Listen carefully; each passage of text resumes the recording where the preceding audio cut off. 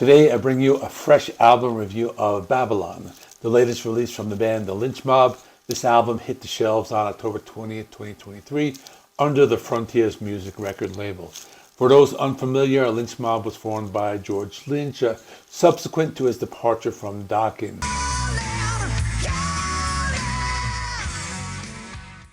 I vividly recall buying their debut album, Wicked Sensation, in 1990, which features an entirely distinct band lineup and vocalist. Over the years, the band has undergone several changes in vocalists, and presently they have unveiled a new lineup.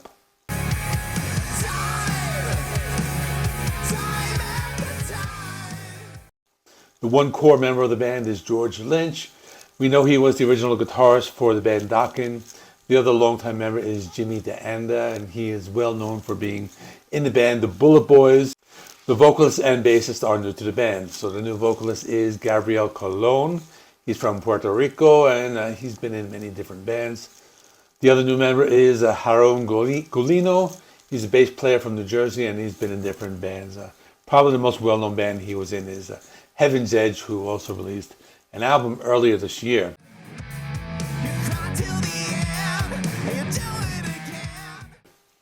I was recently talking about how Max Cavalera was one of the hardest working guys in metal, but George Lynch has also been putting out a lot of albums this year as well. He released an album with Michael Sweet under the Sweet and Lynch name called Heart and Sacrifice.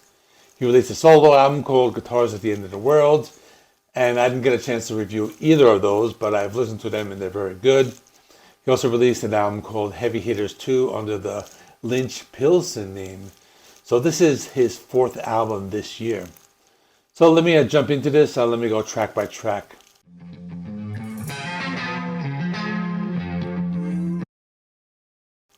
Opening track is called Erasa. This is a hard rocker.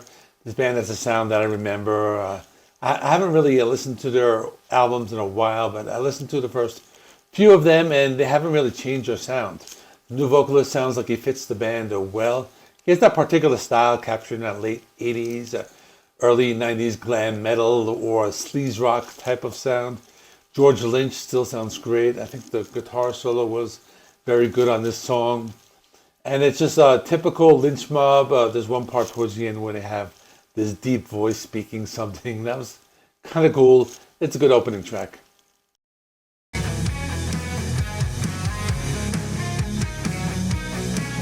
Next is the single, track 2, Time After Time. This was more of a melodic track. The guitar sounds have some cool palm muted arpeggios with distorted sound, and after listening to the second track, I noticed it reminded me a little bit of that earlier grunge band, Mother Love Bone. I've also read a few comments comparing this to Van Halen. The production's good. You can hear the bass guitar that helps drive the rhythm. This one has a catchy chorus. The song slows down after about 3 minutes, and this is when the solo comes in, and this part is more on the atmospheric side.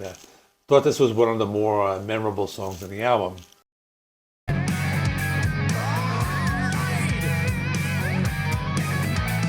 Track number 3 is Caught Up. It's another mid-paced rocker. This one has some funky style guitar riffs.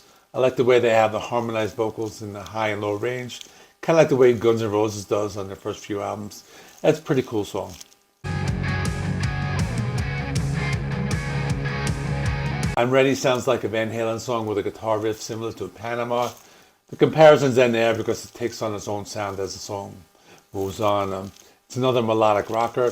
George Lynch does some cool guitar acrobatics on the song, and I thought the song had a very late 80s hard rock sound.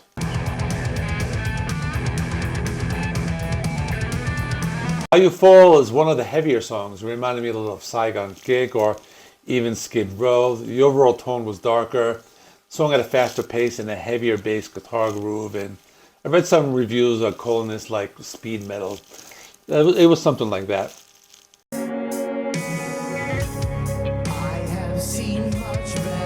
Track 6, 6 Million Miles Away.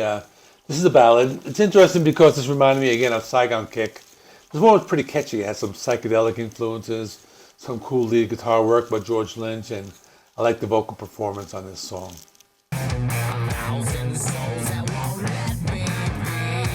Let It Go is track 7. It's a bluesy sleaze rock song straight out of the 80s.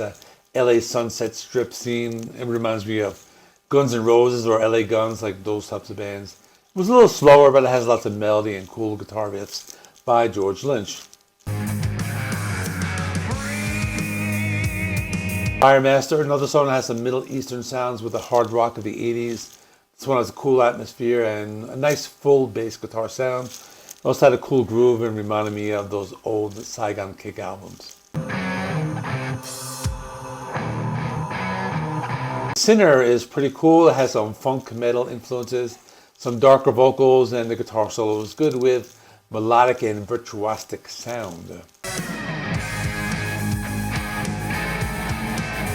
Babylon is the final song. It reminded me of AC/DC, but with a Middle Eastern flair. It's the longest song in 8 minutes, and this one has an epic feel.